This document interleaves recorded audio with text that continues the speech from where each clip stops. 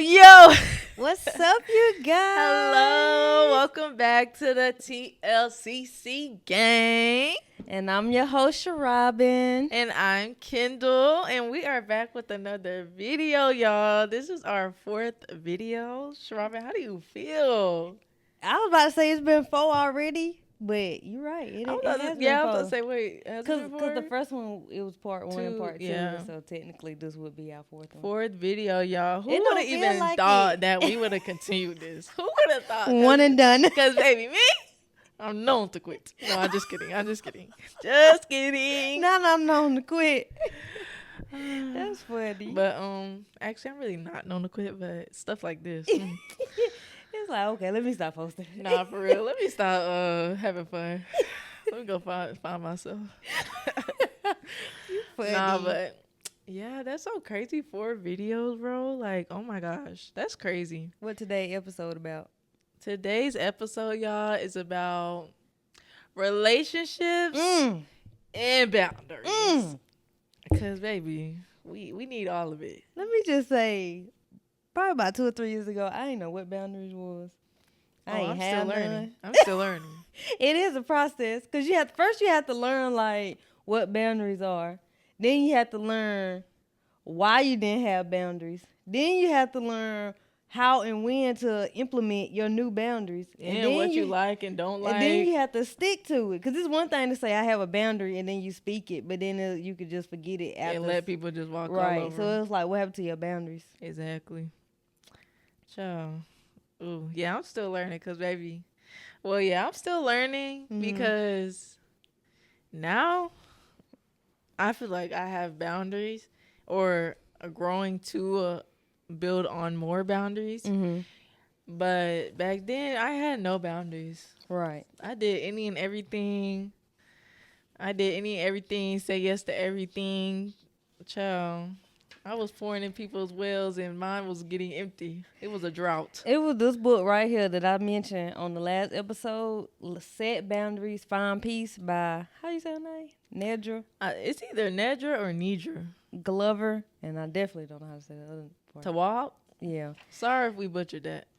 At the beginning of the book, she has, having healthy boundaries has changed my life in ways I didn't know were possible. This book is dedicated to those of us who are gaining freedom through unapologetic, healthy boundaries. And then she lists 6 different boundaries, which are physical boundaries, sexual boundaries, intellectual boundaries, emotional boundaries, material boundaries, and time boundaries. And then she also lists like examples, so I'm going to give y'all some of the examples.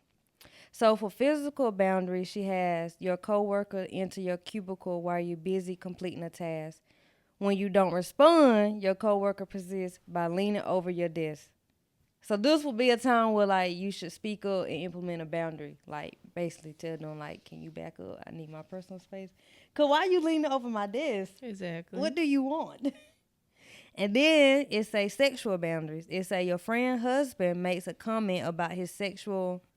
What's this word?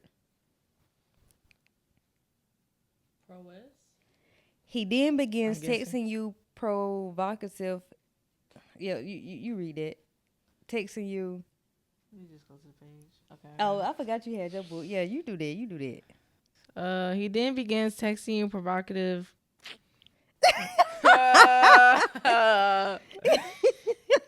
Innuendo? I've never seen this word Me before. neither. Hey. I'm gonna finish it. We skipping it. We'll put the word at the bottom, which makes you feel uncomfortable. So that's another boundary you should speak up. Like, hey, first of all, you're married and you're married to my friend, and 3, this make me uncomfortable. Don't say stuff like that, or don't touch me, or don't text me, don't call me, or you will be blocked. Wait. How you say the word? Innuendo. I've never Interesting. heard that. That sounds crazy. You can read the next one, intellectual. Intellectual boundary is you just ended a 10-year-long friendship. You're sharing your sadness about it with your partner who says, you have other friends, get over it. Consider what you would do. But who are you telling to get over it? Right. It's like things take time. Especially a 10-year-long friendship. You just want me to get over it. Like, that's time, memories. Like, And that's a time where you can speak up and be like, I get your opinion, but I can't just get over it. Right. Like, you have to be patient. I got to be patient. Like, give me grace. Exactly. And then emotional boundaries, it says, you tell your friend a secret and your friend shares it with her friends. Oh, I think I went through that with my pregnancy because it was like I was telling people, do not tell people because I want to be the one to tell them. And some people were still doing that, and I found out. So I went to that person, I'm like, who told you to tell my news? Like, that was news for me to tell. Yo, and I spoke up. I hate when people do that. I remember them telling me that they were pregnant. Somebody was crying. I was boo-hooing. And I was on the way back to school. I'm like, wait, what? I'm going to be an auntie? Wait, well, I'm already am. Right. I'm already an auntie. Oh, shit. And then the other one, you want me to read it or you got it? I got it. The material boundary, a friend asked to borrow your shirt. The last time you loaned them a shirt, they returned it with a hole in it.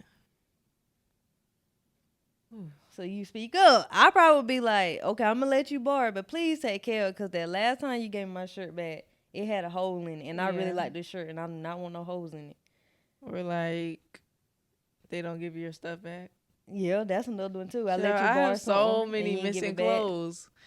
I'm like, where's all this stuff? Whole time it's friends that I don't even talk to. And they just still have it.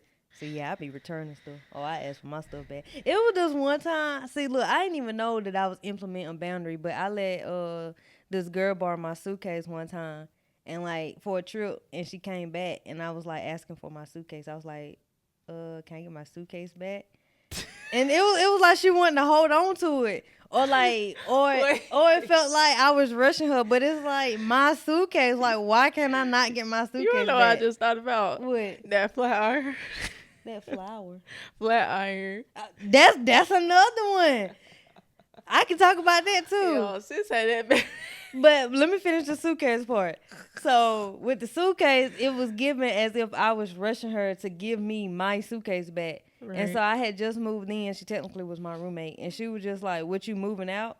Like, who said that? I just asked for my suitcase back. It's mine. Like, what's wrong? What do you mean moving out? I want my stuff back. Right. Nobody said I was packing up and leaving. I just want my suitcase back where it was supposed to be. I didn't know that was a crime. And then the thing with the flat iron is, I had another roommate. So she broke my flat iron. Okay, cool. Apologize. We went to the store and she purchased me another one.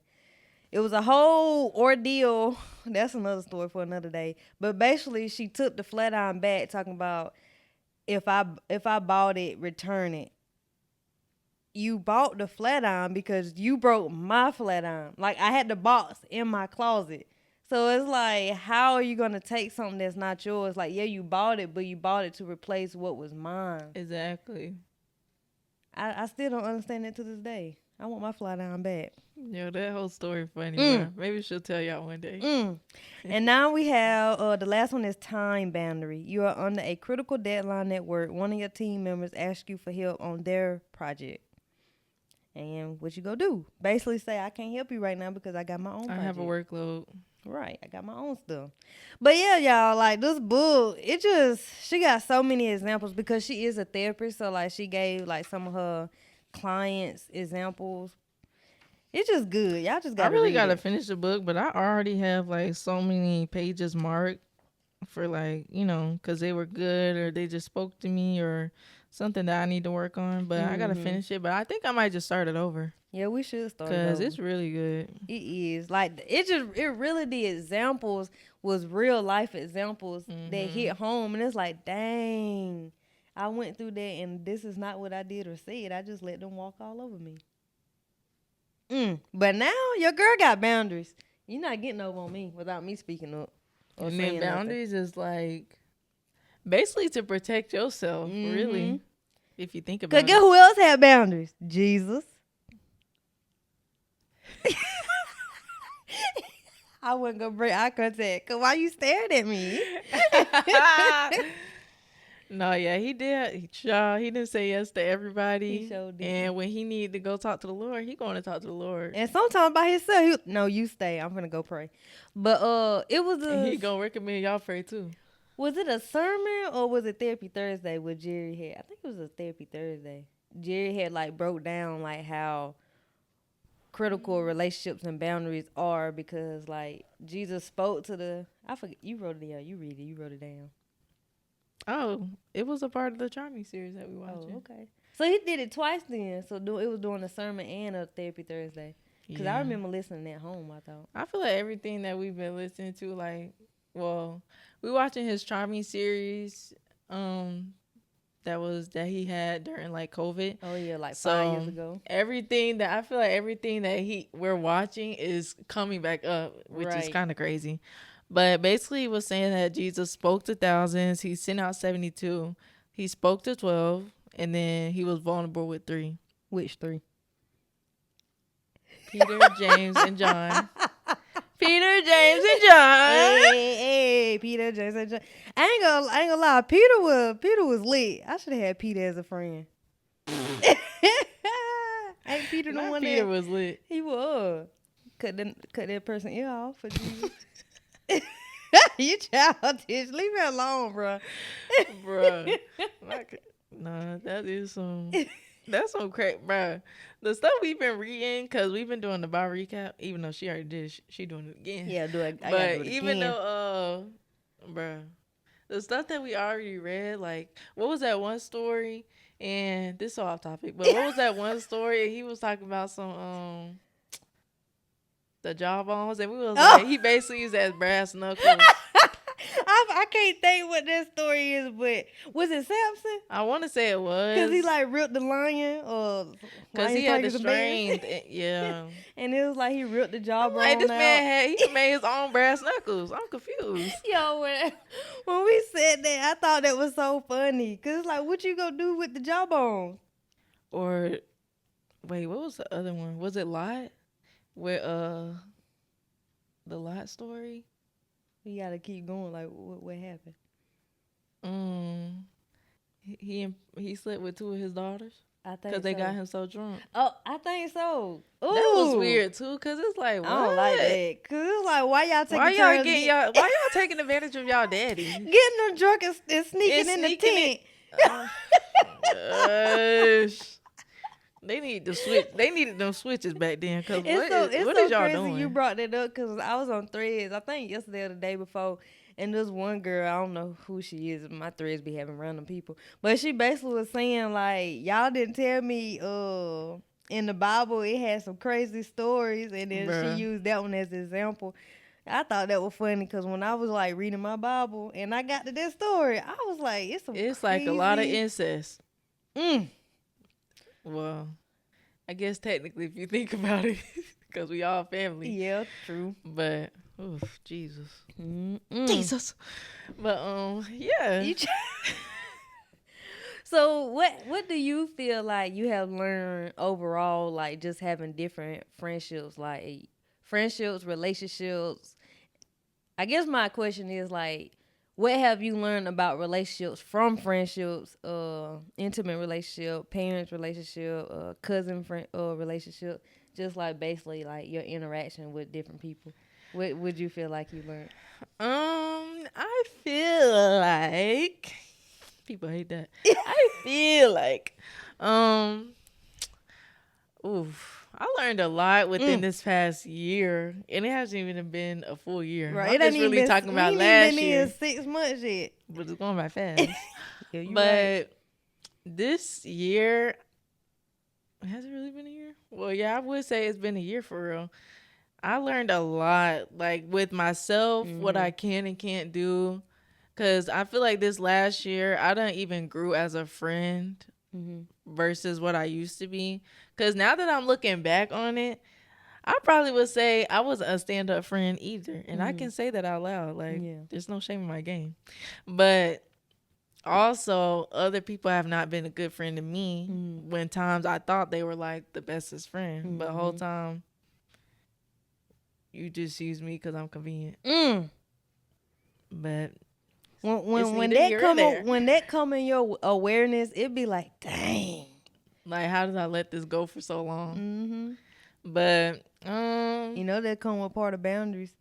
Yes, that's one thing I have I learned no boundaries. Like, I feel like that's another thing. Like, people knew I didn't have boundaries, but I mean, they're not gonna show that they know, of course. But then they ain't gonna be able to get nothing from you. Exactly. So people knew I didn't have no boundaries, so they just was walking all over me, child. And I used to let them, cause it's like I ain't have no self-respect, no self-worth, like no self-love, no self-nothing. But I feel like now, since I'm reading my word, that comes because we don't know who we are. We are a child of lost God. in our identity.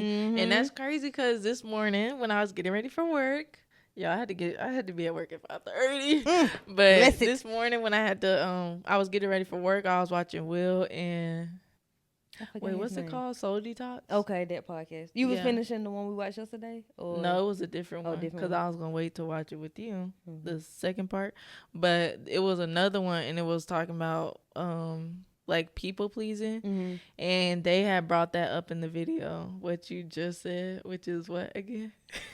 Tell me what I had just said. What did I just say? Oh, because part of like relationships, it'd be because we don't have no boundaries.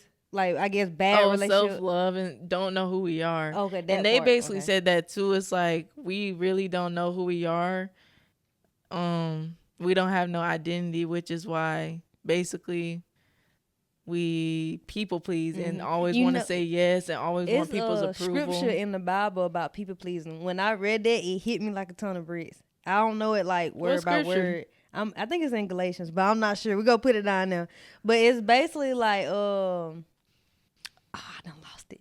I'm just gonna paraphrase, but it's basically like when you people pleasing, you basically serving man instead of being like a servant of Christ. So it's like, if you want to be a servant of Christ, you can't be out here serving men, like basically being a people pleaser. And they were saying that's kind of like how you basically fearing man. You have a fear of man instead of fearing him. And I was like, yo, that's crazy. I know. So anytime I think about like people pleasing, I like try to remember that verse, because it's like, I love the Lord the most. So it's like, I'm not finna this is who I'm doing it for. Right. I'm not finna be out here just doing everything for everybody without consulting him first, or putting him first, or thinking about him, or going to him or first, caring about what that person go say when I know I don't want to do something, or like it don't line up with my belief, but I'm afraid of what they go say, when it's like their opinion don't truly matter in the day. It's about him. So if I remember to serve him, it's going to help me in my relationships and not let them walk all over me or do things. Because,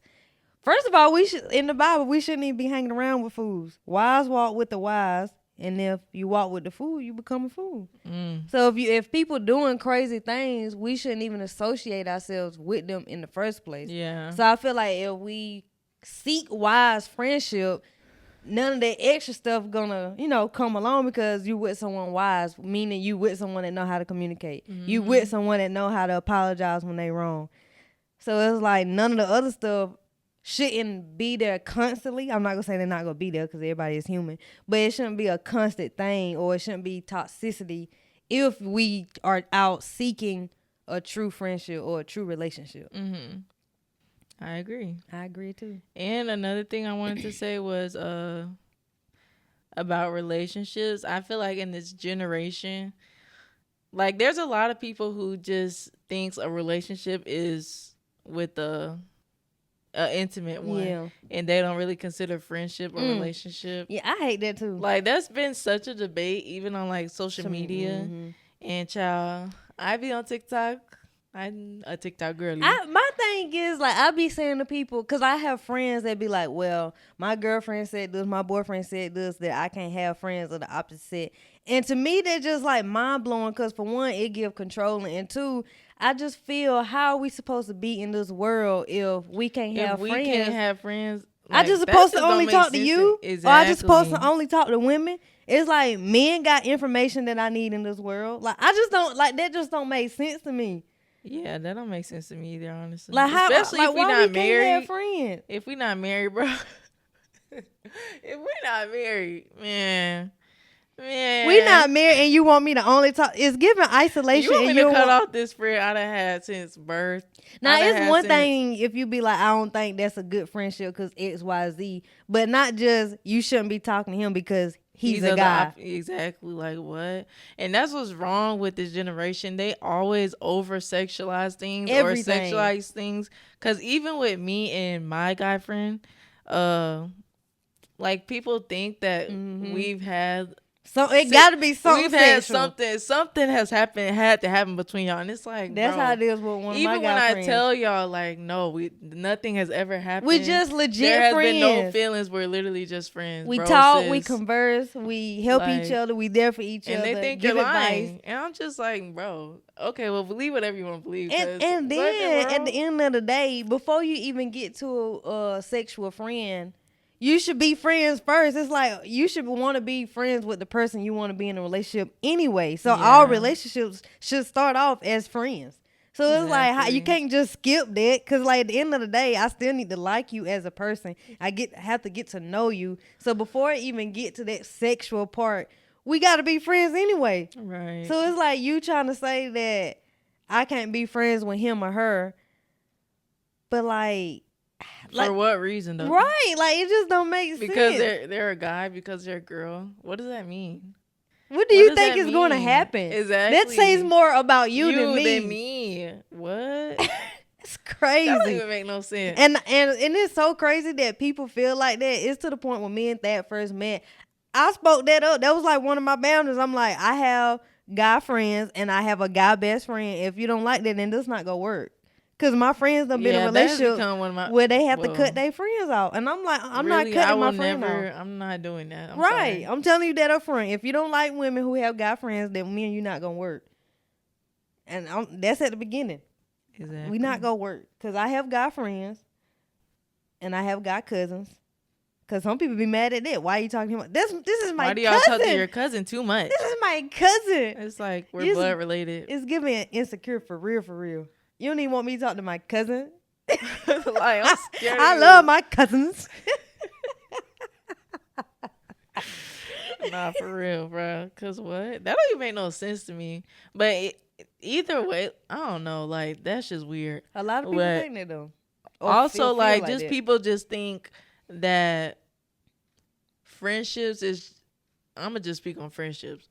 Friendships is just supposed to be. I don't even know what they even think it's supposed to be, but they don't think like you're supposed to talk. Like if you talk too much, oh, you're needy, or like if you go a long time without texting and you think that you think, so if me and another friend went a long time without texting and then I think that they're weird for not reaching out, but then they're like it's two parts. Some people think that, oh, why would you think that that's weird? We were never really friends anyway if you even thought that I was weird for that. Yeah. Or another part is, oh, we all going through something and this, that, and the third. And it's like, what? Right, like please, you making excuses. I get, okay, we all go through something, but if we communicate friends, like we supposed to be, I feel like you should be able to voice that. Exactly. That's how me and my best friend Melinda is. Like when she knows she going through something and she ain't gonna be on her phone, she'll text me and tell me that. We probably won't be talking a lot. It's just a lot going on with work, the kids and stuff. It's nothing to send a quick text. It's my whole point. Like I have a friend that I felt like when we first moved out here, me and Thad, it was like the whole friend vibe just changed. Like, I don't know what it was, but I vocalized, like, I feel like we not talking as much as we did. I feel like, can you reach out more? And they was like, okay. They called me the next day, and then after that next day, it went right back to how it was. And I'm not understanding, like I just felt like if I moved from South Carolina to Texas, we should be talking via phone more than we did when I was in South Carolina. So it gave either jealousy or insecure. I mean, honestly, I don't even know what it gave. I just didn't understand like what's wrong with calling. That's kind of how you were viewing it on your point of view. Yeah, I'm like, what's going on? Like, why don't you call or text me? And then trying to say because I stay with Thad, but it's like me and Thad been going together for a little minute, and then before y'all we even moved. Y'all all hung out together before that. So it's just like, it didn't make sense to me. I still don't know to this day. Like, I mean, we don't talk anymore, but I'm just not, like, I remember vocalizing, like, I want you to, because it started to become a one-sided relationship, and I hate those. I hate feeling like I'm begging or I'm bothering you. I'm begging to talk, like, no. Because you really only teaching me how to live without you. And honestly, I feel like that's what God taught me in relationships and friendships, is that everything is temporary. Yeah. Because I don't have so many friendship, relationships, situationships, or where it's all good one day and then the next day it just switches. It's like either they just stop texting or calling, they just start acting weird, or they just leave me alone. And it's like I had a hard time adjusting and coping with that, because it's like we were just on the phone all day, all night yesterday, but then now you just ghost. Right, you not texting. It's like, what did I felt like I took it personal. I'm like, what did I do wrong? What did I say? What did I do? And I'm the type of person, I'm apologize. I want to fix what I did. So now I'm overly concerned about, okay, did I say something? What did I do? How can I fix it? And then it's always like, at the time I felt like it was like a cop out, like, oh no, it's me, not you. But it's like, it gotta be something. If like, you it can't just be it's me, not you, please. Right, just vocalize like I don't want to talk to you no more. Like, I would rather you say you don't want to talk to me no more than just like ghosting me. Cause I felt like I got ghosted so much. Just like one of the main reasons like why I hate ghosting. But like I get why people ghost, but I hate it when it's done to me. So I try not to do it to other people. But I will say, when I got pregnant, it was like the first real time I had to like speak up and end a friendship, just because it wasn't serving purpose. My boundaries became more, I was about to say prevalent, but I don't know if that's the word. It became more obvious or aware of what my boundaries should be. My life changed. My thoughts changed. Priority changed when I got pregnant. So like I basically had to speak up and say like, I can't remember what all I said. It was kind of like an eye opener for you. Yeah, like it was just like I ain't gonna say I understood. I meant to say I appreciate this friendship and I love this friendship. It's all love, no beef. But I can no longer continue this friendship. And like it was tough, because I don't know, I just ain't never done nothing like that before. So it was tough to send that, but I had to do that for my peace, my growth.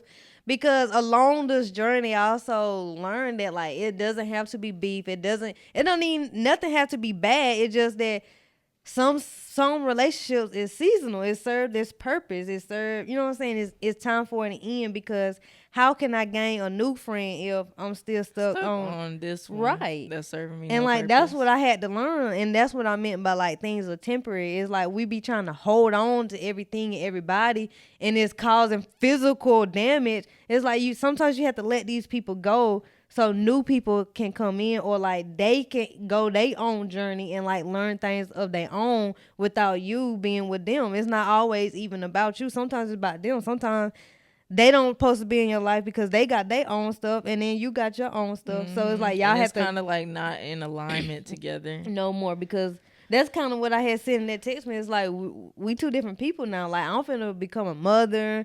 You know, just like I'm not on the same stuff. Yeah, like what you want to talk about, what you want to do is not what I want to talk about and what I want to do. And that's one reason why we should be seeking spiritually yoked friendships, relationships. That's what our podcast is built off of. It is. Iron is sharpened iron. And it does. Iron sharpened iron. Because if I'm mentally depressed 24/8, I would never be able to help you, because you're too busy trying to fix and help me all the time. It's like you have to be spiritually yoked. Like I have to know how to pray to God. You have to know how to pray to God. So when one fall down, the other one can lift them up. What it say? Two are better than one, because they have a good reward for their labor. For if they fall, one will lift up his companion. But woe to him who is alone when he falls, for he has no one to help them. Woe to him. And I feel like I had a lot of friends that didn't know how to help me. It's like I can help them all the time, but then when I fall, it's like, where they go? Like they ahead of me, or they over there with somebody else. So now I gotta get my own self up. Right. And I ain't like that. Child. My experience. Oh, baby. I feel like really, I really didn't even, I used to really didn't even speak up when it came to friendships. Like, I just let people do what they do, and that be that. Mm-hmm. And I'll be aggravated in the moment and stuff, but in the back of my head, I'm like, okay, I'm going to just get over it and stuff, which wasn't really helping me, like, Please. It wasn't really helping me, but it was not helping me, but what's the word?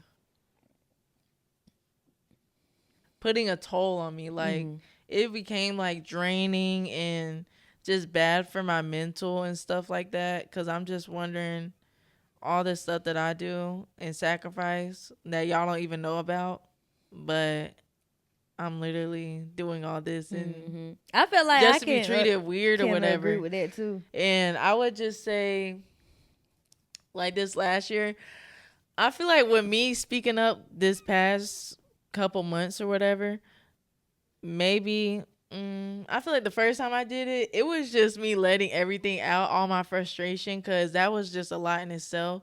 And it really wasn't even to cut off the friendship, but, you know, it just kind of ended up cutting off on its own because I guess what I said wasn't liked or whatever. And then after that, just finding out that we were never friends anyway. So that told me everything I needed to know right there. Right. And I was really just coming to you with concern and like we could have just talked it out and worked through it, but we were never friends anyway. Right. And then the other one is just like, I don't know, that was just a long time friend, so it was kind of weird just going through that and just me expressing how I felt about a certain situation. When you say long-term friend, like 5+ years? Yeah. Okay. About a certain situation and just, I guess, no accountability being taken. It took me aback a little bit because I'm just like, dang, I done wrote this paragraph. That's when I was down, y'all. That's when I came down here in November because we were supposed to see Madison Ryan. But she had to reschedule. Oh, I was so sad. I was ready to be up in that concert, boy. Singing word for word. Facts. But yeah, I was down here and she really kind of helped me with everything because I didn't know what to say in this situation due to it being a long-term friend. And I don't want to say anything hurtful or be like offensive in this time in her life or whatever. Cause it's like a certain way to say something. Cause it's like you don't want to be rude or offensive, but you also got to speak the truth. Yeah, like how I felt. Like I can't just, and like the type of person I am now, like I can't just go around faking stuff. Like I can't do that. Fact. That just be itching me the wrong way. Yeah, it's gonna hurt me. And I done had enough turmoil being inside this brain. So instead of me overplaying and overthinking how I feel or what's going on, I'm going to speak that to you. And then we can discuss and go forward after that. Once I speak my mind, it's like anything after that is okay, but I got to let this out. And then it was just like me speaking all that in the right kind of way. And then no accountability being taken. And then like, I don't know. Just the response was like, "Am I tripping?" Was like, it dry or like the response? It wasn't even dry. It was like not acknowledging what you said. Yeah, or something like not acknowledging just anything. Skipping over basically over everything I said and saying whatever you want to respond to. Yeah, I don't know. It just threw me off. But and then like that's when I kind of shut down, which I really shouldn't have did, but I did anyway. Shut down, and then you didn't even want to talk about it no more, huh? Yeah, I said, wish you the best and stuff like that. And then everything was back to normal, I guess, on her end, not mine. But yeah, that happened. And then one day just kept texting, text again and again and again, no text back. I texted, I forgive you. I hope you forgive me for all my like wrongdoings or if I've been a bad friend. No text back. No text back. Was you blocked? Was I blocked? Yeah. I don't know if I was blocked. Actually, I really don't know if I was blocked. At one point, I did think I was blocked because the message didn't deliver, but then the next message I sent, it delivered, so I was confused. But like you said when I was explaining it to you, and then like I feel like that just, I don't know, I was really hurt by that because whatchamacallit, one, it's like a lot of people know us for being friends or whatever, and then somebody told me like you need to stop being a bad friend, and that time that literally made me cry because I hate when people say that. It's like, bro, just because we not talking, I'm considered a bad friend. It's like at least ask what happened.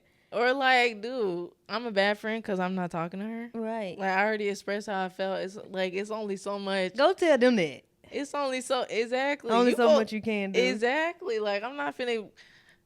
That made me think Please about. talk to me, please. Like no. This made me think about this one friendship I had. It was basically like long term too, but it was like as we got older, sometimes it started to become like off and on. And it was like this one moment in my life. I think I was like 2021. And I basically was like going through it. I called it like seasonal depression because I would just go to work and then come home, be in my room, door shut, just music, not talking to nobody, but maybe like a select few. And like that friend felt some type of way. And then like you wasn't talking. And I can understand why. Cause at that time I was immature. I didn't know how to vocalize what was going on. I just stopped. And so after I came out of that and I was aware, of my emotions of what I was going through and how I felt, we had a chance to like discuss that moment. And, I apologized for like not speaking and not saying what was wrong. And going back to that, it was more so me, not you moment, which it truly was. And I was telling them like, now knowing how that made you feel and knowing how it makes me feel when people ghost, I basically told myself like I would vow to like never do that again. That's part of the reason like that text I said I had to send is like, cause I want to just cut you off, but I know how that feels, so I'm not, and I feel as if I owed that person a response. But going back to the story, we had this good conversation, I thought, about that moment in my life and how I apologize about not speaking up, and I won't do that again. But it was more so me going through stuff, and I felt as if it went well. But now knowing it now, I don't think it went well, or either they didn't care, or they may be going through what I went through. But I felt as if we had that conversation 2 months later, they did the exact same thing to me, because it was kind of like a group, and that person stopped responding in that group to everybody. And so I'm thinking like, okay, maybe they're just not writing in the group. So like I wrote in private text message and still no text back, and we have yet to speak, and it has been over 5 years since that happened. And so it's like, I don't know what you want me to do. Like, and then like the friendship became off and on before, and I also already be having trouble with friends and like holding on. So I took that as a sign like we going separate ways. You going this way, I'm going that way. I'm not finna force and beg you to be in my life just because of history. Like, if we don't supposed to be together, we not gonna supposed to be together. And I feel like if we do supposed to be together, you will come back into my life. When that will be, I don't know. I can't control that. But honestly, I feel as if I did all I can do. Like, I'm not finna blow your phone up. And if that's what you want, right, definitely at this big age. And if that's what you want, you're not getting that from me. Yeah, no. Cause I text you. You know where I stay. I know where you stay.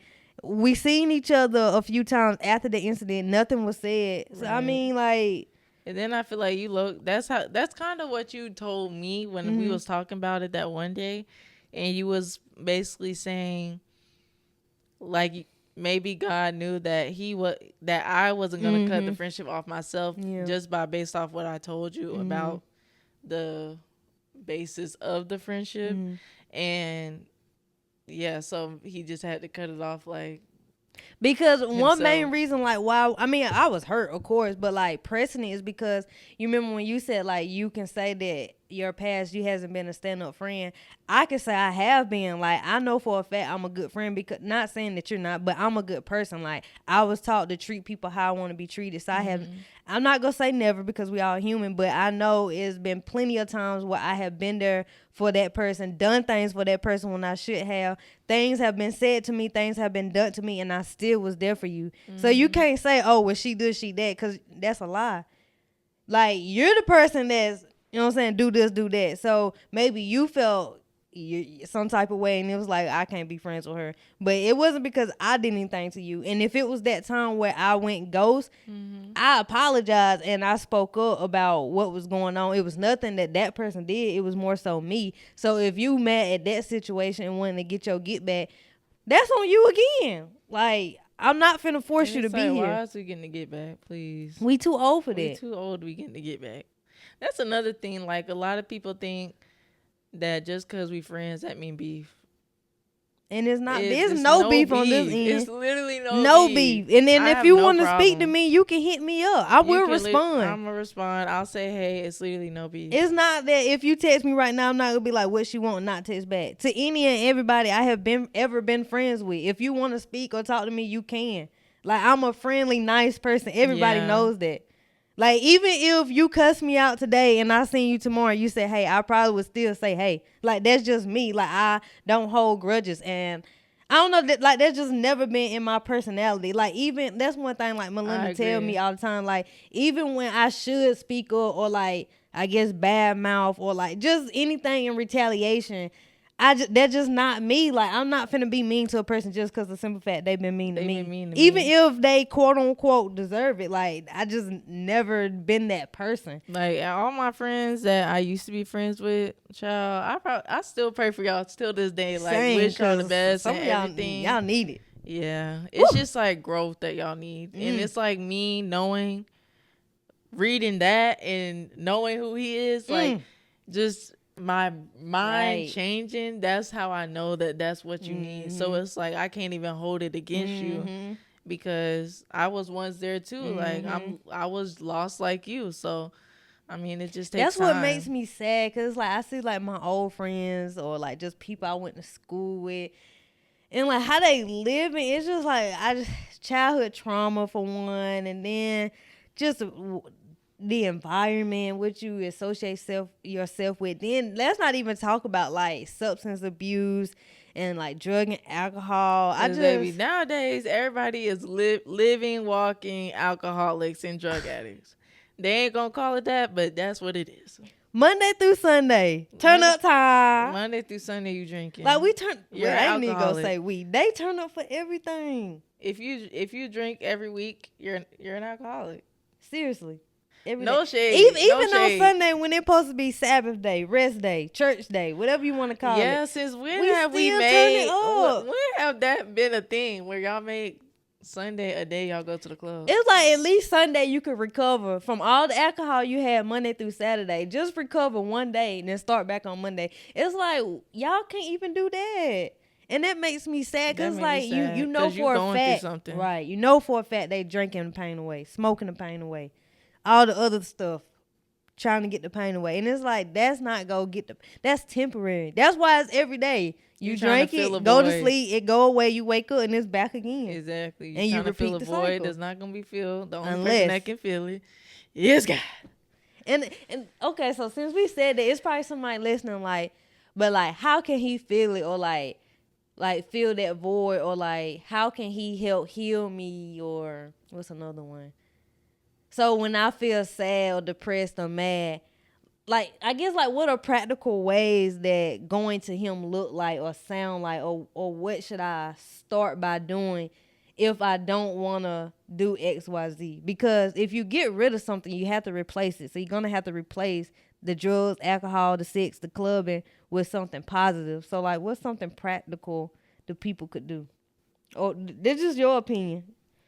Or you could just say like what you did, like what I did. If you don't have like. Child, when I was going through all that stuff last year, and enough was enough. I literally just sat, watched sermons, literally prayed. Like, I don't know. I feel like you just have to be all in and like be so just. I don't know. Not necessarily tired, because that's not everyone's case. But in this case, you just have to be so.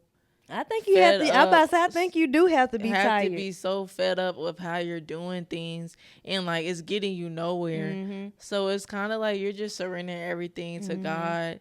And I mean, even though I'm not gonna say you're gonna feel something right away, but in my situation, when I started listening to sermons more, praying more, being in my word more, talking to God more, like I literally could feel my spirits like lifting up or whatever.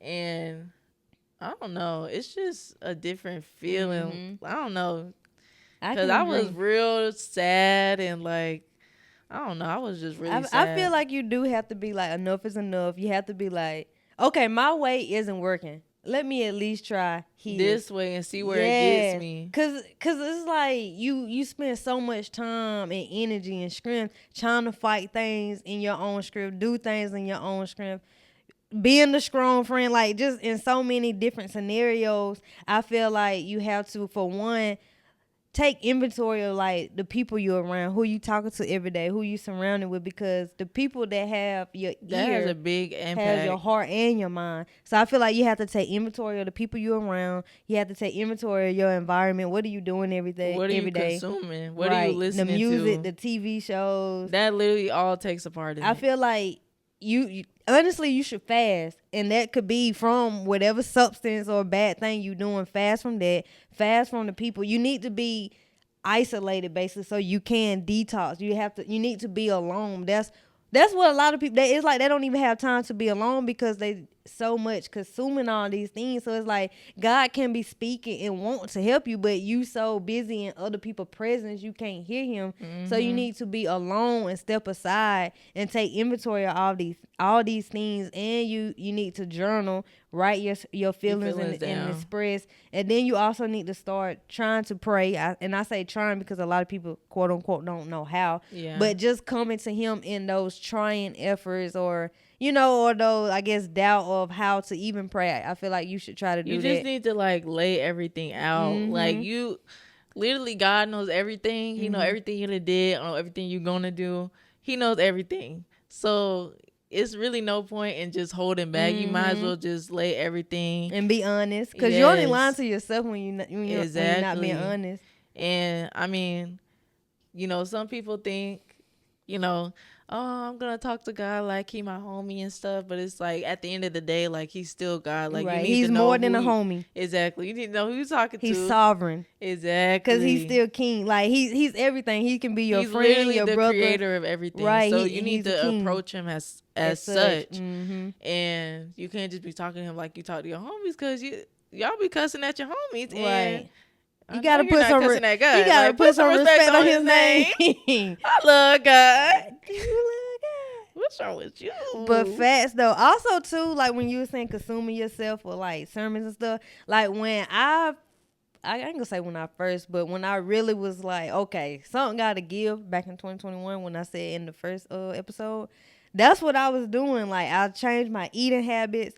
I started to be more physical, like working out and stuff. So I like walking. So that's what I did. I would walk every day and at the same time listen to sermons. And every day that was like changing my mindset. That was edifying my mind and just listening to something positive. I also started the Bible recap. So I'm reading the scriptures. So yeah, I may not know what it means at that moment or even know how to pronounce some of the things, but I'm being proactive and opening up the book, reading the pages, sometimes out loud that help, and just seeking Him, trying to find Him, trying to get to know Him for myself.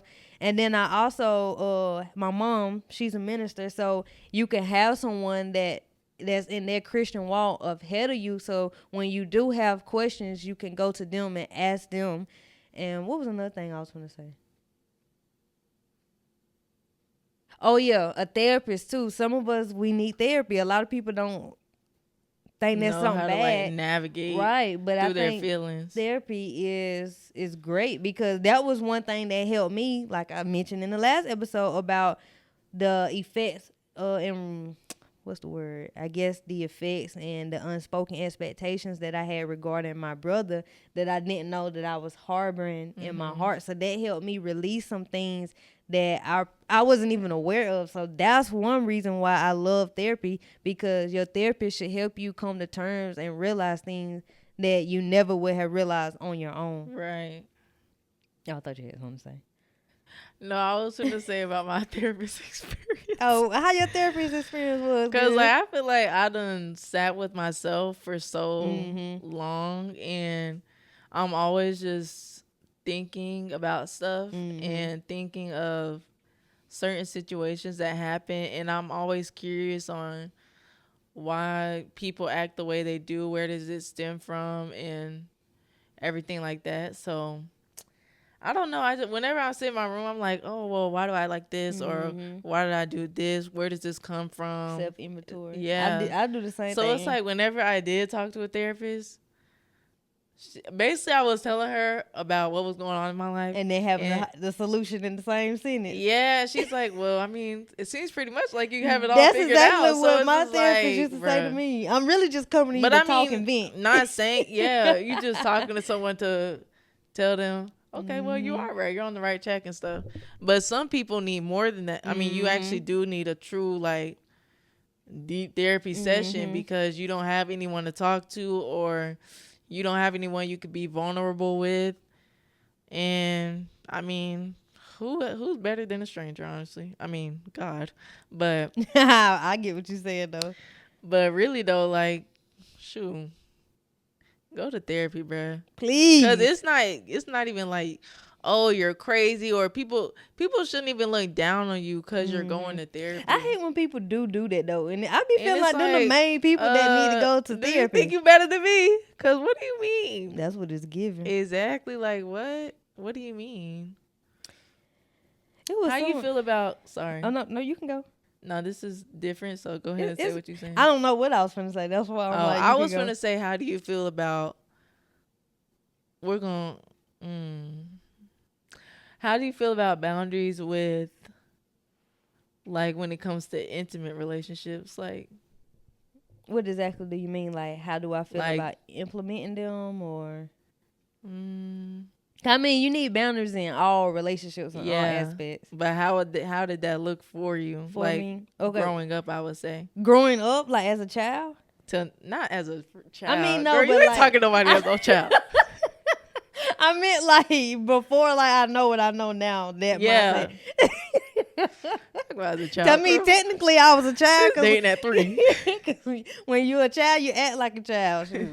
But I would say, okay, so I had this relationship when I was in high school. It was just one thing that I used to do, like, I guess when confrontation or, like, just a subject where, like, you have to talk and, like, stand up for yourself, I would just walk away. And he would be like, wait, come back. Because it's just like, I didn't want to talk about it. Or, like, also, too, my mama taught me, like, be careful what you say because, I mean, yeah, you can apologize, but you can't take it back. Yeah. So, like, when I would feel myself getting, like, heated, I had to, like, take a step away so I can, like, think in my head, process what I'm going to say, because a lot of people, they're quick. And so I didn't want to be that person that say stuff that I would regret. So that was my, like, I guess, coping mechanism. So, like, when it would be something that upset me or, like, just something that needs to be discussed before, like, and I could just, and like, I would be getting upset or, like, I guess, I don't know, because it's not always upset, but just, like, one of the main emotions. I would just walk away, but, like, not walking away from the issue, just, like, walking away so I can have time to process and think. But I didn't know how to vocalize that what I was doing, so it came off as if I'm just walking away or running from the situation. Right. So that was one way, like, I didn't have, like, a boundary. Another boundary in, like, friendship is, like, if someone was to say something or do something that I know for a fact I didn't like, I wouldn't say nothing. And that really goes back to one of the episodes we were saying is, like, how I view confrontation and, like, just speaking up. Like, to me, it just felt better if I didn't say nothing and, like, I move or adjust accordingly versus holding that other person accountable. I would just hold myself accountable and just do things differently. So, for an example, like when we was talking about with the shirts in the book, I probably wouldn't show you none of my shirts. So if you don't see none of my shirts, then you can't ask for my shirt. Versus just saying the next time they ask, don't put no hole in it. Yeah. I would just switch my life and how I would just do things. And then I guess too, like with family as well, like when they would just say things that I didn't agree on or like just comments that I don't like, I would just be in my head probably like telling them shut up or whatever. But like not speaking out on like how that hurt my feelings or like you shouldn't say that. I would just get mad and then just be over here in the corner sit like here quiet. Man, shut up. Yeah, like just all that kind of stuff. Oh, they get on my nerves. Right. And just taking so much of that all the time, it just was like warfare in my brain because I'm constantly thinking about that, constantly thinking about what I could do better, constantly thinking about what other people say. Then already, as we have said before, some of our thoughts ain't our thoughts. So having the devil thoughts in my head, then having the good stuff in my head. Because like I remember this one time I was in a therapy session. And I can't remember what she asked me, but I was telling her like, sometimes I just want to tell a person that I cuss STFU. Like that, I just be wanting to tell people that. But then it's like on the back end, it's like I know I shouldn't do that, and I don't want to say that. Yeah. But that comes from not speaking up and voicing myself. So like I used built up. Yes, I used to battle with like wanting to do this evil, devilish side, but then also the good in my heart, who I truly am, want to be good. So it's kind of like, oh, I want to do fighting this. the devil, like no, they have literally, on their shoulders. that's how my brain used to be. Like that's why I used That's to be how in mine so used much to be too. warfare, because it's like battling between wanting to do this, Brain but doing just this. tired. No, legit. Kind of like what your mama said when she was like a spin I'm wheel. just seeing what she say, gears just going really fast. I was like, oh, brain is working overtime. But that's really how I just used to handle things, and me too. I just got so fed up. It was like, if I don't speak up, I'm literally gonna get walked over. Nothing is gonna get done. Like, this is gonna kill me. No, legit. Like, and I felt like that's why when I was like 2021, I felt like that's why I was in that, part of the reason why I was in that seasonal depression mode, because I went literally all my life being quiet, all my life not speaking up, just having these thoughts, not even vocalizing these thoughts, unless it was with my best friend Melinda. Like that's still is who I can. Like it was a point in my life where like sometimes I didn't even have to like speak on how I felt. She just knew. Yeah. And it's like that was like why I look at her as a sister, because she has always been there for me. Like just like with anything, like even when I had to send a text to speak to someone, I would give her the phone and she would know exactly what to say for me, because I didn't even know how to say things for myself. Yeah. And like I think about that all the time, because like it was so many times where like she would have my phone like, okay, how that sound? Now I read it. That's exactly how I feel. Send it. But I didn't know how to do that for myself. Yeah. And it's weird now being able to speak up and vocalize, because it was a legit point where I didn't know how I even felt sometimes myself, but she did. It's crazy. Yeah, I don't think used to never have no one that knew how I felt. So it was just me. No shade, but really though, it really was. Like, I don't think nobody's really... I mean, except for my parents, they would know when like my mood is off, but I would just be like, nothing's wrong. Yeah. But the whole time something's wrong. Yeah. But they would know when my mood's off. But other than that, I feel like nobody really knew. So what about your friend you said you had for like 5+ years? Like you didn't have like one friend that like you could go to sometimes and speak about things that nobody else would? Because I know Melinda was that person for me, because my mom was a single mom, so like she basically had to do a lot of things, so it was legit just me in the house. But I at least had Melinda that I could talk to, or felt as if I could talk to. Even though I had like other friends, I knew at the end of the day I could go to her. I feel like I don't know. I feel like I don't know, because I'm such a goofy, like, smiling person. So I don't think people really thought to even check on me or anything. Not check on me, but... I feel like check on you, because I feel like that's what I did with. I feel like so many people look at me and like, if I she say good. something, she ain't going through nothing. Or it if ain't I that say deep. something, they probably wouldn't even take it serious. And so it's just like that's nothing. how my life was. It was just kind of like, oh, we're gonna move past it. Oh, on to the next thing. Facts. I can see. But yeah, like I felt like that's part of like some of the friendship issues too that I had. Like it's like people look at me and say, because I'm legit a happy person all the time, always smiling, always laughing, that people don't think that I personally go through things on my own. Yeah. But it's because like just because I'm not sitting here complaining about stuff, what I'm going through, or crying 24/8, don't mean I'm not going through stuff. Like it's so much stuff that people don't even know that I went through or experienced, or just how my life is. But the simple fact comes because they never asked. Yeah. Like I could be with someone like a year and a half, and this not like relationship wise, just like friendship wise, and then it'll be random, and I'll be like, yeah, my daddy passed away when I was little. They were like, wait, what? How I didn't know that? Because you never asked. Never asked. And that's not the first thing I tell someone. I wait until I get asked, or like a situation happen. Or they just like move on and be like, okay, what can they do for me? Right. Like, don't even be thinking about it or whatever. It's like how we been quote unquote friends, and you don't know that my daddy is like, what do you think he is? or you just assume that You he's not in my never life. like wonder where my male figure was at? Yeah, like I don't have that. I Don't know happen me, on I be multiple wondering. occasions. I be wondering, where is their daddy? Where's their mama? And that's me too. I ask. That's like I'm a person that asks questions, and so I wait until the next person who I'm friends with or whatever ask me these questions. Like I can sit here and ask people.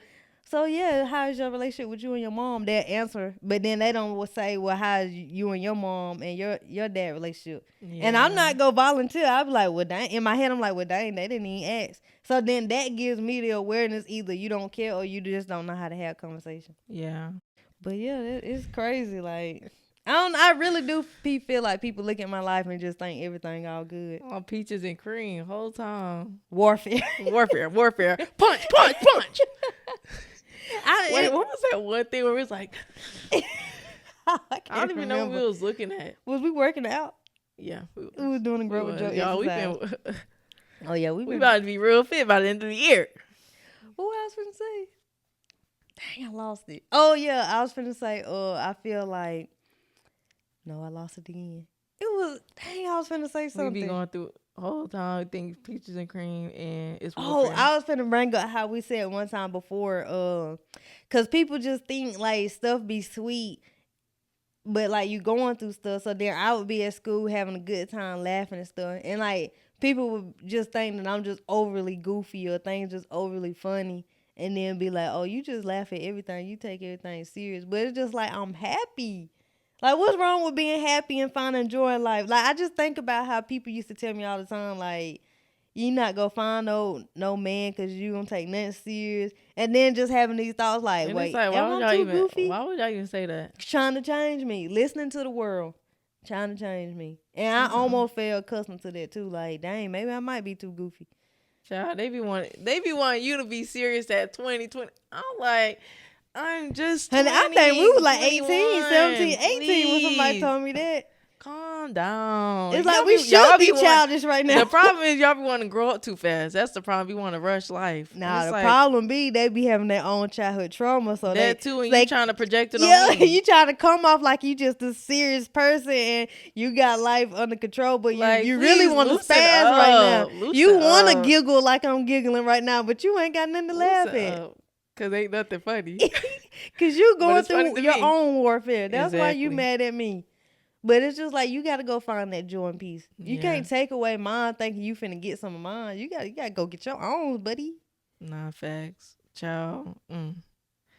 Boy. I'm just thinking about me and boundaries. Like, even in, like, intimate relationships, baby, there's none. It's just, like, because I was such a people pleaser. So it's like, anything you say, oh, I'm on my hands and knees. But my thing is, where do you think people pleasing come from? It's like, why do we want to please people so much? Because people just like set these, I feel like, I don't know, maybe they have these expectations.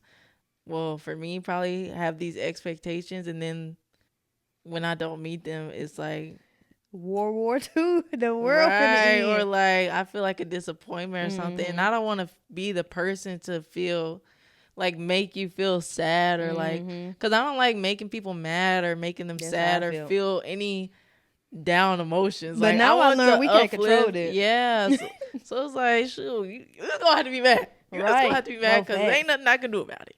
But yeah, I think that's where mine stem from. Just having these expectations and me being scared to like disappoint whoever set them for me or whatever. And then it's like it's okay to say no. Ain't it? It's a scripture like let your yes be your yes and your no be your no. It's like it's okay to say yes to some things and it's okay to say no to some things. We're gonna put that down below too. But that's because it be feeling like you can't say no to these people, but it's like it's okay to say no. I feel like that's what parents should do. So if you're a parent watching this, you need to teach your kids boundaries, because I feel like that's kind of like how we let loose of our boundaries, is because I feel like it starts in the house. Like for an example, what my mama used to do that I used to hate was like volunteering me to do stuff without asking me. It's like, okay, yeah, you the parent, but like, can you at least ask me? So it's like I found out I gotta go do something and I have no say or no control over. I just gotta go get up and do it. So it's like if I can't speak up to my mama, I'm definitely not gonna speak up to no friend at school. Right. But I feel like if that at least give me the awareness of like, okay, I got a choice or an opinion, or like my voice is heard. So like as I got older and realized that, and like something would happen, I would be like, I remember saying one time like, what can you ask me next time? Because like I said one time before, 9 out of 10, if you ask me, I'm gonna do whatever you need, but just ask me. Don't come off as if I'm gonna do something, because it's like, no, or you already planned it right to fit in my schedule, right. I don't like that. And it's like, who told you to plan this? First Right, of all, because I may be busy doing what? Nothing is okay. If I don't want to do nothing today, that is okay. But at least ask me what I got planned. Is it okay if you do this, or can you do this? Please, just ask. I hate volunteering my time. One thing my dad gonna do is ask. That's good. Like, do you have any plans? Oh, well, do you mind doing? And I'm like, because growing up, my mom then used to do that. I just get up and we gotta go do it. I'm like, hold on, I don't want to do this. But it's like, how can I tell her I don't want to do this? In front of all these people, I'm already shy. Get me with them Easter speech. Boy, I couldn't stand on the Easter speech, and she used to always sign me up. Ooh. Yo, but it's so like funny. It's not a bad thing for that, because I mean, it's teaching you to speak prepping up. You. But it's just also too, like, if you don't give me the chance to like vocalize my thoughts and opinions, I'm not gonna be able to do that in the real world. So when a friend just do something to me, I'm not gonna be able to say no, don't do that. I'm just gonna be like, okay, well, they done did it, let me just go ahead and do it. So then that just carry on into adulthood until you just get sick and tired of being sick and tired. I'm trying to think of other ways where I haven't had boundaries. Like, I don't know. So you say you got boundaries now, huh? Oh yes, for sure. I have boundaries. Yeah. Nobody better come to play. What about if it's your parents? Huh? What about if it's your parents? We're working on that. That's who I started with. I started with speaking up to my mama. Because it's just like, I was just so quiet in my life all the time. It's like, okay, I talk to her more than I talk to a lot of people. So however I feel, I need to like speak up. So like, one thing about me is I don't like a lot of yelling. It's like, when my mom used to fuss, I used to start being like, why are you loud? Why are you yelling? Like, yeah, I don't like all that yelling. Can we take that down just a little bit? I don't like no yelling, no aggressive, no nothing. Me neither. Because now I'm finna cry. Facts. And so, like, once I like started being able to be open with her, that helped me with other people to like speak up and like vocalize stuff. Yeah. But right now, yeah, baby, I got boundaries. You're not finna walk all over me. Girl, we know. She do. Yeah, I do. But it takes time to get there, though, because, I mean, at a point, I did not. I was not speaking up. At all. I just look at you. You could be yelling at me. I'm just going to look. Or I'm going to just shut down. That's what I'm doing. I'm just looking. Or kind of like, it was kind of, say, like, yeah, really intimate relationship. Anything they say goes. But why is that, though? Is you think because you didn't want that person to leave you? That, which is crazy, because I'm the prize. But right. That and I don't know. I kind of like the way they would act is kind of like, I don't know, because they, well, I feel like I've been in more situations. It would just be like so serious, or like you're just, I don't know. I view them as a. How you view them?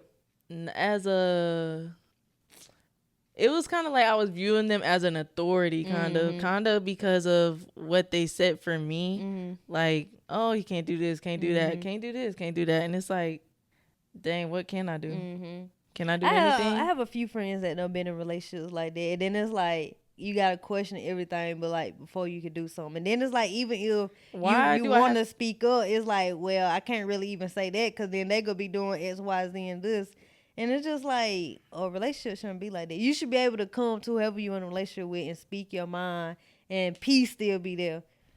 That's what I feel like.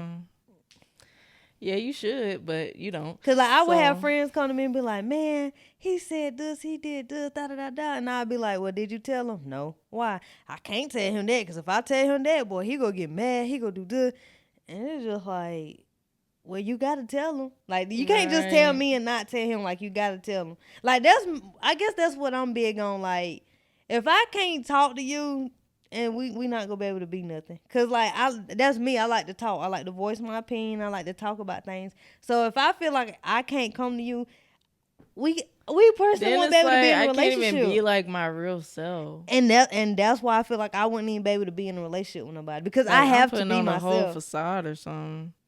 I Just can't to do that please for so you. long. Exactly. Went longer than I should have. Like I just don't know because I feel like not being myself is one being goofy. And if the way like we describing these people, I wouldn't be able to crack a smile or laugh. So I would be literally miserable. Like that would be the time I would ghost people. Like if I can't be myself, I'm not finna be around you. So if I'm around you, that's because I could be myself. Yeah. Or if I can't be myself, then I won't be around you like that. It'll be short. It'll be brief. Yeah. But I can't be in a relationship with someone I And can't I feel be like myself that's with. another thing, like why I kind of lost myself. Mm-hmm. Because not only that, but on top of being a athlete in school, Mm-hmm. I feel like that in itself causes an identity crisis. Mm-hmm. But I feel like anyone that gets out of college low-key has an identity crisis. But just being an athlete, because So I tied feel up like in when these you an sports. athlete, you only have a certain amount of things that you want to do. It's like a limited option. Mm-hmm. It's like rare to see an athlete do something out of the way or something. I feel like that's what I've seen. I'm not gonna say I feel like, but from what I've seen, it's rare to see an athlete to do something out of the way, like be a doctor, a lawyer, or something like that. But that played a part in me being lost, was on top of the identity crisis from school, and then the relationship. It's just like my whole being was just like your whole Let's not add identity. in what Like our parents I think was and literally consuming you 25/8. I'm not doing anything but being around you. I'm not hanging out with no friends. Mm-hmm. I'm not. And I feel like that's another thing too. Like I'm real big on friends because I grew up basically feeling like the only child. So like I don't have friends who been in relationships and it isolated them from our friendship. Like that I can't do that neither. Like if I feel like if I can't be myself or hang with my friend, like I just feel like I can't entertain that. Like I value my friends, but that's because also I didn't have nobody at home but just my mama. Yeah. So it was like if I can't have my friends, cause I know at the end of the day, quote unquote, my friends gonna be there. But like if you try to isolate me from my friends or me can't be myself like that, and if you mean like no, like, I hate mean people. I hate a mean dude. Like you won't I do get not like no mean attention dude. from me. Like just no. But that's kind of like how I've been. I feel like But that's probably like why I never really we just shouldn't been. even like a mean dude or anyone that get angry. But people do though. It do say that in the Bible. Well, what scripture is that? Do we got that? I think it's in Proverbs. You see if you can find it. That front throwing me off.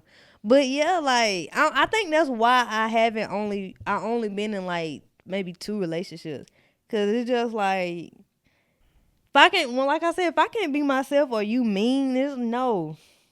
I don't care how bad I want you. Proverbs 22:24-25. Do not make friends with a hot-tempered person, or you may learn their ways and get yourself ensnared.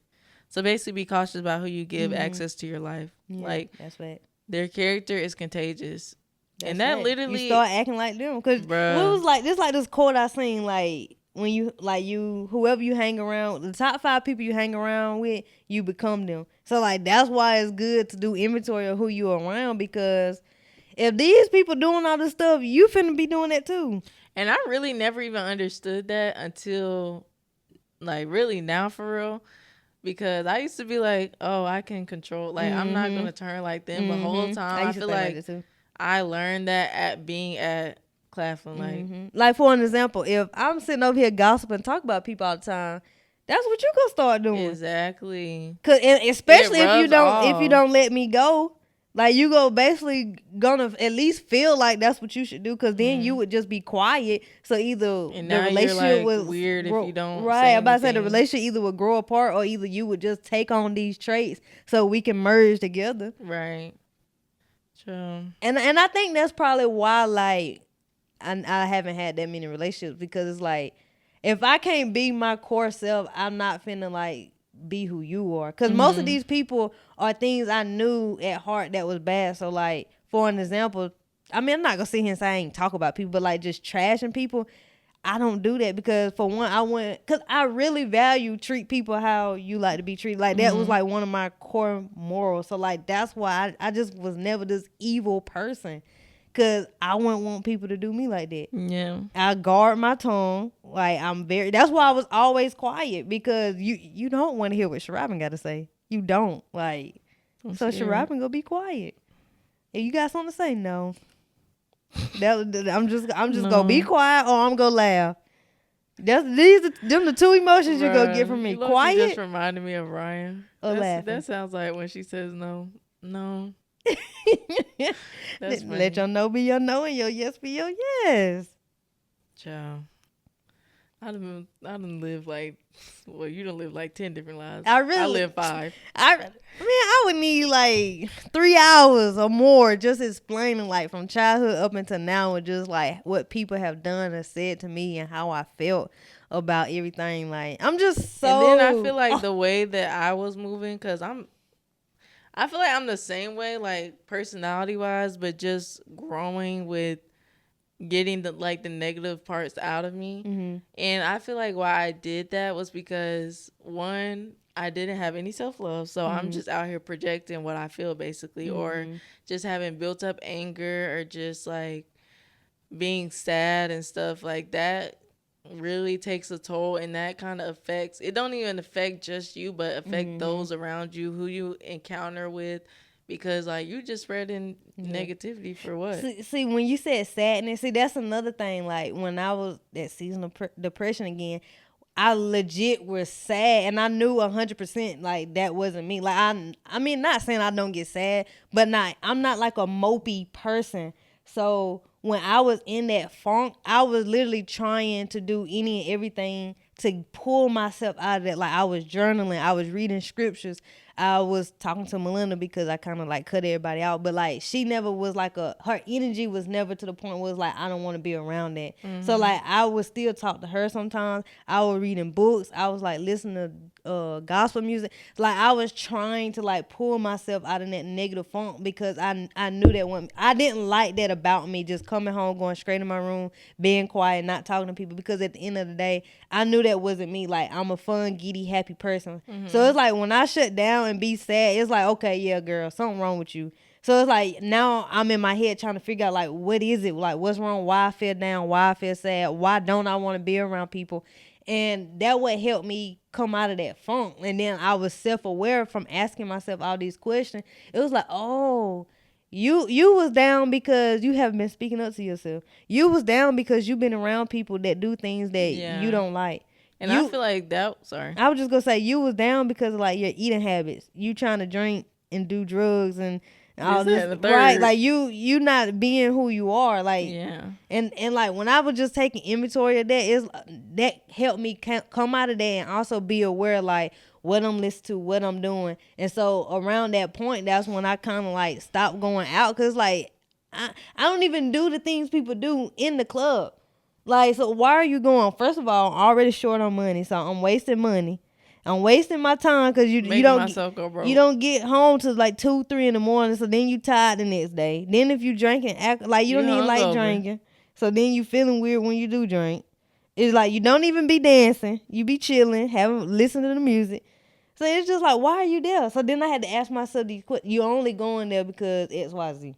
Yeah. So then I had to start standing on, okay, I'm not going to go out as much. I'm not going to go out. I'm not going to hang around this person. You know what I'm saying? So, like, I don't know. We really got to just take self-inventory, I guess, at the end of the day is what I'm trying to say. I feel like that was my last time, like, last year, towards the end of the year.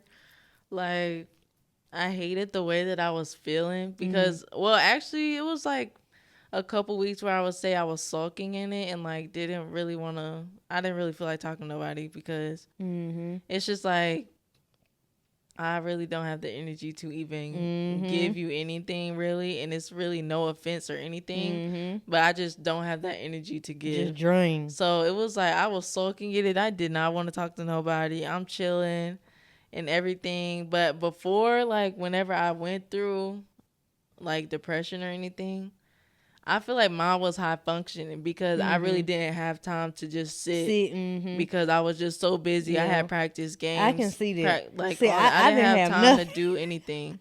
I just went to work and when came home and sat. exactly when I did have nothing, I'm sitting. That I'm makes sitting sense. in my room. I'm Ooh. sitting doing nothing. So it's kind of like that plus on identity crisis. And it's like, dude, it's just so many things hitting at once. When you say that, they're just giving me a different perspective because, dang, because that's why it was so easy for you to be in a relationship and be unhappy, but still be in it because you're used to high functioning. Yeah, that's crazy. I never looked at it from that because, and that's why it's easy for me to not be in it because I never been like that and then have to show up in a way like that. So that's why it's like, well, if I gotta show up and be like that, a revelation. Yeah, because that's crazy because that just make me think of how many other people that's in high functioning in depressed mode. Ooh, that's sad. A lot of people, child. Oh, child. This was going through a lot. Nah, fact. And it's like, I don't know. I'm not gonna say I didn't have anyone to talk to because I feel like my parents made it a space where I could go talk to them.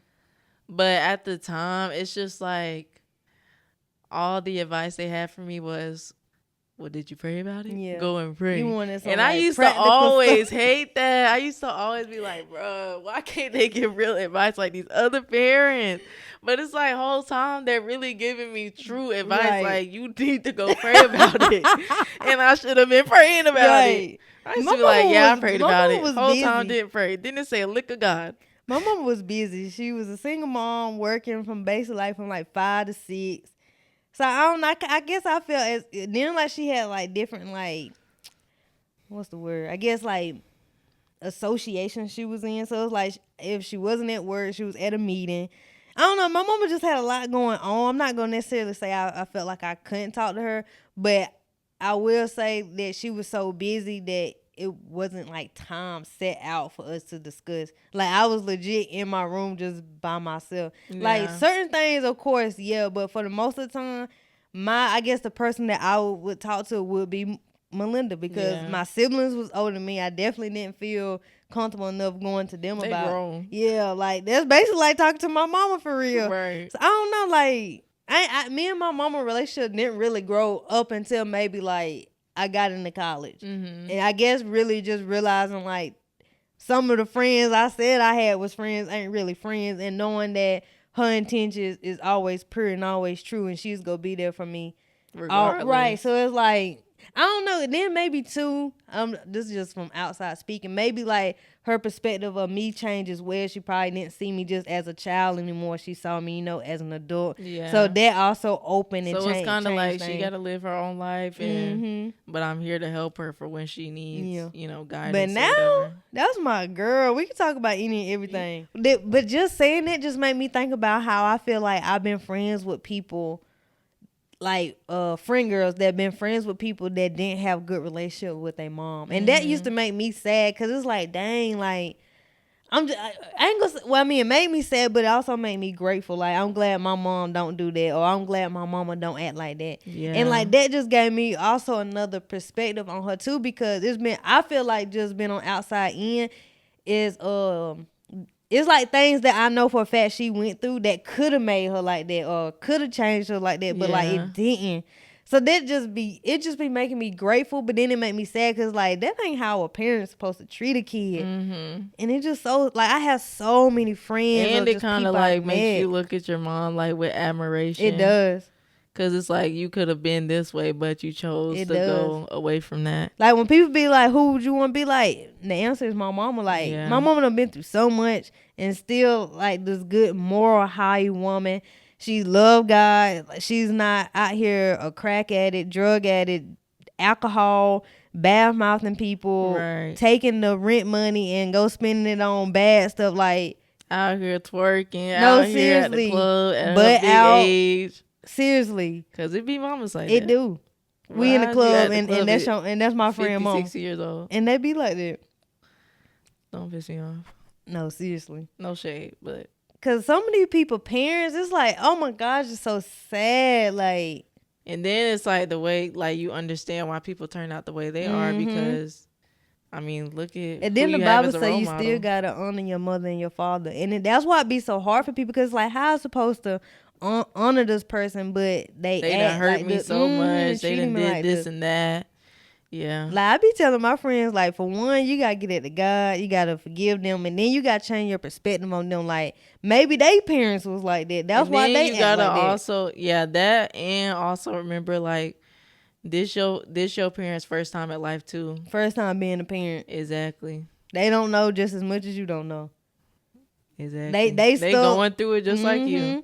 And so that's why we gotta give people grace. And it's like, I know it's hard to like actually hear that or believe that, but I mean, that's true. Like, once you change your perspective and then change the title and like look at them as just a human, and like what they've been through and consider that, it's like, okay, I can see why he or she act like that. Yeah. But also too, we gotta hold them accountable. It's like, you grown. It's like, you don't want help, or you have to take the initiative to want to change. Yeah. Like, you can't just be stuck in your ways and be like, well, that's how people gonna have to deal with me, because that's how I am. Like, no, it's too late. I'm too old to change. You're never too old for anything. So it's like, at the end of the day too, they need to be held accountable. But that's how I feel like it comes to the part where, like I had said in the previous episode, is like, you gotta love people for where they at. Like, if you know your parents isn't reliable, don't put that much effort on them. Yeah, or don't expect so much out of them. If you know already. They done showed you constantly what their habits are, what their ways are. Don't put too much expectation if on all it. you know you can get a hey and bye from your parents, then just do that. Just call and, hey, I was calling to say hey, how you doing? And be grateful that they breathing to even say hey. Is that because some people don't have that? Exactly. And so instead of if a person can only give you hey and bye, don't be expecting to get advice from them. And then when they don't fulfill it, you mad. It's like, you already know what type of person this is. Yeah. Love them for where they at and pray that they change before it's too late. And that's really all you can do. Because at the end of the day, we are human. Yeah. Amen. Amen. That was good. That's good. That makes sense. So good. So good. Girl, you preach it, girl. No, I'm just kidding. You preaching. Girl, bye. Miss Fair Warrior. That's you too. Don't let me talk about that dream you had. What dream? Well, you said you was standing up on stage. Okay. Yeah. Shut that down real quick. Okay, girl. Okay. I just thought about just relationship and boundaries, like how far I done came. That's why I'm really so grateful how God done transformed my mind. And that's why Romans 12:1 and 2 is like my favorite scripture right now. Don't be transformed with renewing. No. Don't be conformed. There we go. Don't be conformed to the patterns of this world, but be transformed by the renewing of your mind. Because he can do it, y'all. Because the way my mind was. And that's why, bruh, you can ask anyone. Like, I've always believed that you can change. Like, any person can change. Like, if they've been a cheater, if they've been an addict, they've been this, that, and the third, you literally can change. Then the world like to say, once a cheater, always a cheater. But and it's like, no. Like, you literally can change. And he will do it. He will do it, literally. If you have the faith, if you confide in him, trust in him, believe that he can change you. Yes, he will. You're gonna be changed. I was finna say, if you just starting like your faith journey, it's literally anything in the Bible can help you for where you at. So whatever you're struggling with, you should find a scripture for that and just repeat that. So like, when I first started my faith journey, my favorite scripture was, I think is what, 2 Timothy 1-7. Something like that. 2 Timothy verse, I'm gonna put it down there. Let me start thinking. But anyway, is God doesn't give us a spirit of fear. He gives us a spirit of love, joy, and a sound mind, or peace and a sound mind. I don't kind of forgot it. But yeah, that was like my scripture I used to rehearse, because I felt like I used to live in fear so much and be nervous or scared to do things. So like, when it's stuff I know I need to do, but I'm afraid, I used to repeat that, and it's like, so this fear I feel isn't from him, is the devil. So it's like, it's really not real. So if you just continue to remind yourself that, okay, I'm not afraid, it's not real, that's the devil, he want me to be afraid, that gives you the strength, okay, well, let me do it. Because if not, then it's like I'm serving him, and I don't want to be a servant of the devil.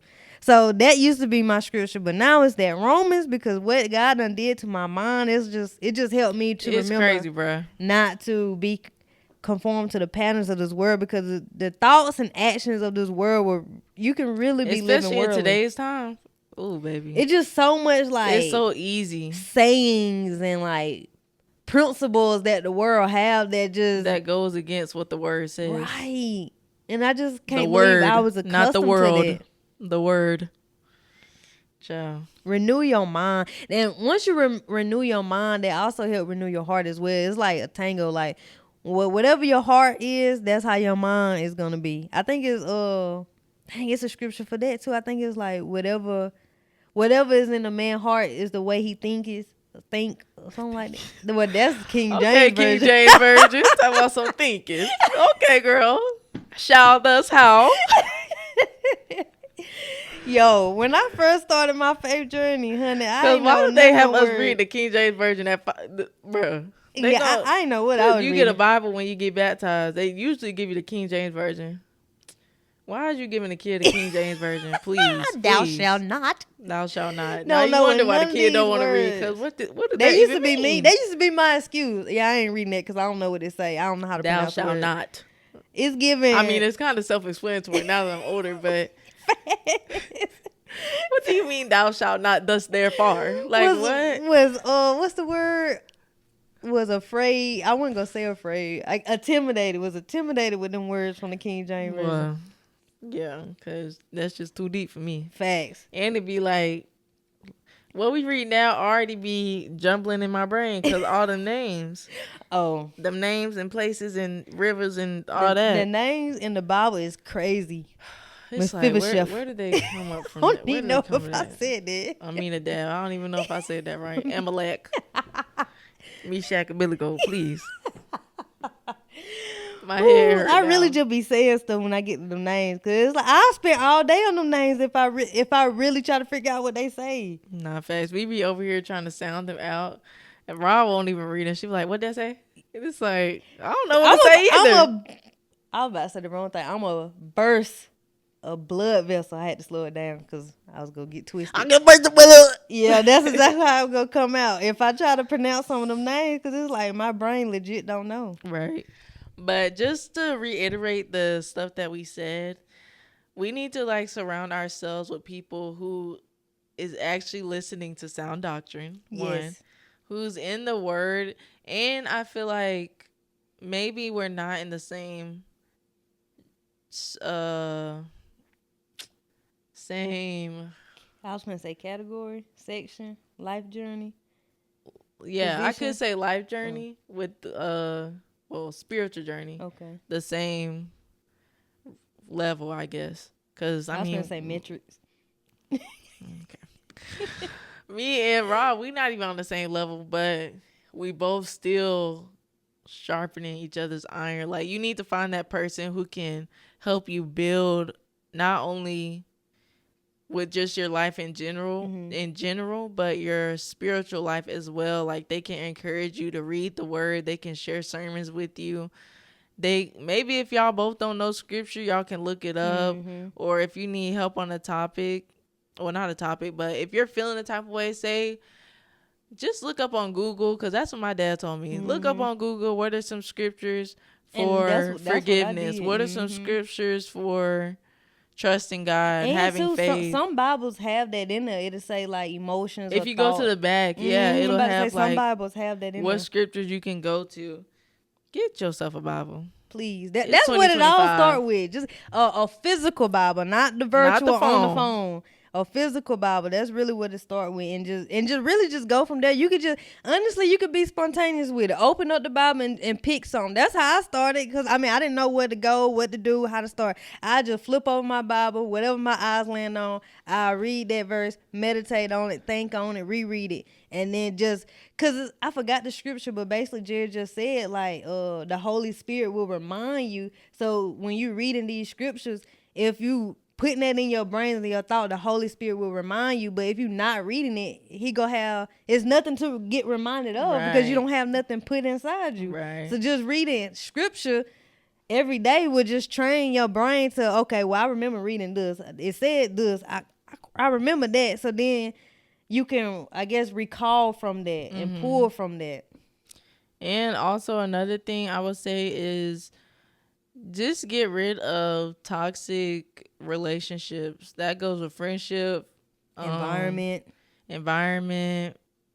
intimate relationships. some jobs, depending on what people working. That too. Like, just cut top. Like, if it serves you no Music. purpose or is What's that question Jerry said? Is it bringing you closer to God? Is it edifying God? Is it bringing glory to God? Whatever that answer is, that'll tell you what you should do. Who sent it? No, facts. Go watch that sermon. Who sent it? Because, the devil can send you stuff and God can send you stuff. And we got to have discernment and we on who sent it. Come in the same season. Oh. I think he says both. But yeah, I would say that because I feel like the sooner you cut it off, the more your life will just go upwards. Elevate. And it's not looking for an upwards immediately, but eventually you're going to see your life go up once you start taking that time to talk with God and sit with God. God is really the source, the truth, the way. He is literally yes, like y'all just don't know until you literally is the way, truth, and life. Amen. Good news, baby.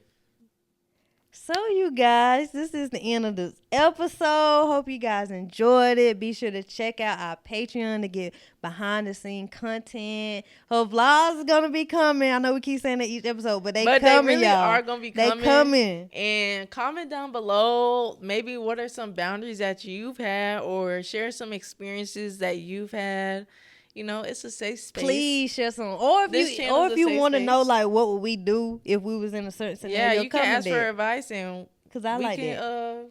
Comment back. Yeah, so make sure y'all like and comment and subscribe. Also and share. Definitely share. But also like follow us on like Spotify and like Apple Podcasts as well. Even leave a review if you would like. Just put our ratings up there. And also follow us on Instagram because we do post on the story and we do ask questions. So we want our followers to be involved and active on the page. Yes, please. Any last words? No, I just want to say thank you guys for watching, though. Thank you. We're grateful for every supporter. Yes. And I hope this touched your hearts and your minds. And I hope you're transformed. Peace out.